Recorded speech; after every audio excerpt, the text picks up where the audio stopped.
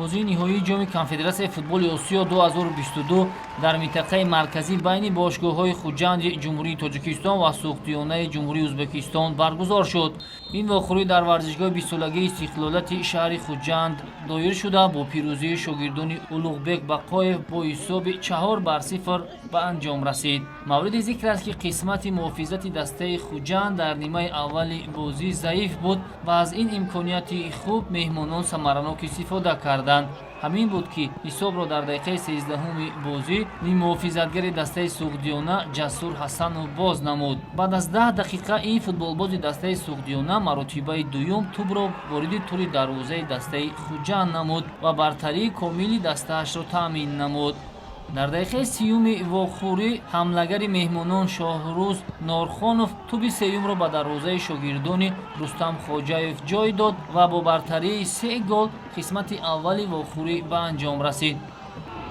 баъд аз танаффус як каме ҳам бошад футболбозони дастаи хуҷанд фаъолтар шуданд ва якчанд ҳамлаҳоро ҷониби дарвозаи рақиб созмон доданд, вале аз имкониятҳо истифода бурда натавонистанд.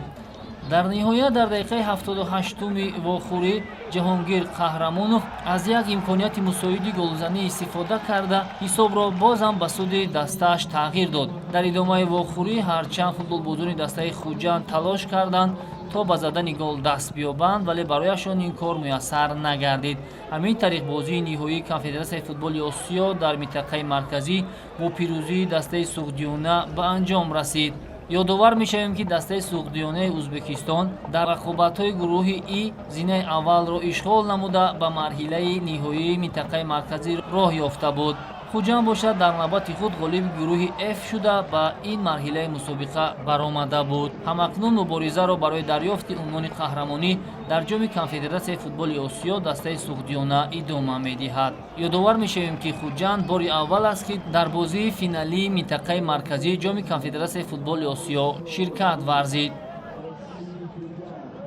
баъд аз анҷоми бозӣ бо иштироки сармураббии дастаи хуҷанд Рустам Хоҷаев ва сармураббии дастаи суғдиёна Улуғбек Бақоев нишасти хабарӣ баргузор гардид ки мураббиён назару андешаҳои худро роҷеъ ба бозии анҷомшуда чунин баён доштанд. Во-первых, хочу попросить извинения у болельщиков за проигрыш командой. А по игре что могу сказать? Если игроки не выполняют ту установку, которую мы давали, к чему мы готовились, то выиграть у такой команды практически невозможно. Команда показала, что не зря находится в лидирующей позиции в чемпионате Узбекистана. Команда со своим, то, что я и говорил на пресс-конференции предматчевой, команда со своим рисунком, со своим почерком, очень быстрый переход из обороны в атаку. Вот на этом они нас и поймали, к чему мы готовились, я еще раз повторюсь. Просто защитники, на которых я надеялись, самые опытные игроки в команде, просто не выполнили ту установку, которую я дал. Видели, да, все погодные условия, и нам, и сопернику было тяжело и на разминке, и на игре. Ну, мы забили, использовали свои моменты, и я думаю, что после 3:0 уже игра была решена. Сделали корректировки в перерыве и довели матч до победы. Хочу поблагодарить ребят за самоотдачу, за терпение в таких условиях. В таких условиях даже сидеть сложно смотреть матч.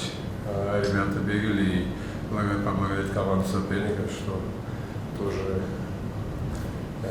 старались. Но это футбол, поэтому поздравить хочу ребят и болельщиков клуба и в целом болельщиков Узбекистана.